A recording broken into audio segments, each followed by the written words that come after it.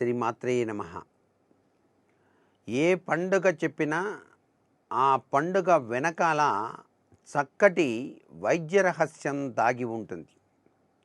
శ్రావణ మాసంలో స్త్రీలు ఆచరించేటువంటి వ్రతాల వెనకాల కూడా వైద్యపరమైనటువంటి రహస్యం ఇమిడి ఉంది అని గ్రహించక తప్పదు.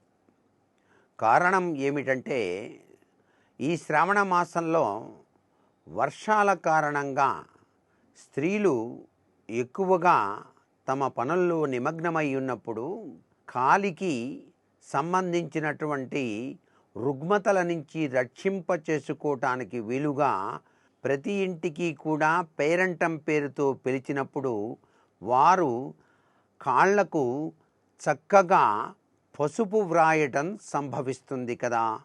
అలా పసుపు క్రిమి సంహారక కారిణిగా ఉంటుంది కాబట్టి ఈ పసుపులో దాగిన పరమార్థ లక్షణం ఒకవైపు సౌభాగ్య చిహ్నమే కాకుండా మరొక వైపు వైద్యపరంగా కూడాను ఉపయుక్తమైనటువంటి తత్వాన్ని ప్రసాదిస్తూ ఉంటుంది. పేరంటానికి పిలిచి శనగలని ఎక్కువగా వాయనంగా ఇచ్చేటువంటి సంప్రదాయం ఈ యొక్క శ్రవణ మాసంలో గౌరీదేవి వ్రతరీత్యా వరలక్ష్మి వ్రతరీత్యా కూడాను మనకి కనిపిస్తుంది.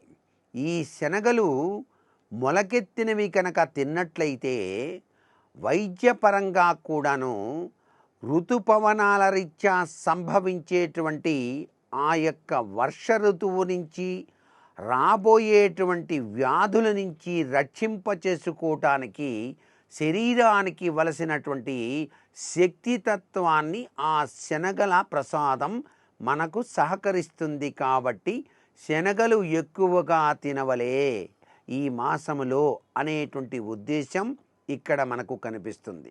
ప్రతి స్త్రీకి కూడాను తమ గొంతు వద్ద కూడా గంధం వ్రాస్తారు. ఈ గంధం ఎందుచేత వ్రాస్తారు అంటే, ఈ వర్షాకాలంలో వాగ్దేవి వాక్శుద్ధి యొక్క ప్రభావం తగ్గటానికి ఆస్కారం ఉంది. శీతల వ్యాధులు రావటానికి ఆస్కారం ఉంది. ఈ శీతల వ్యాధుల నుంచి గొంతు సరిగా ఉండటానికి వీలుగా గంధంలో ఉన్న పవిత్రతత్వం ఆ యొక్క వాక్కును సరిదిద్దటానికి పనికి వస్తుంది అనేటువంటి సంప్రదాయబద్ధమైనటువంటి వైద్య రహస్యం ఈ శ్రావణ మాసంలో మనకు కనిపించేటువంటి అద్భుత సంప్రదాయ లక్షణం. సర్వే జనా సుఖినో భవంతు.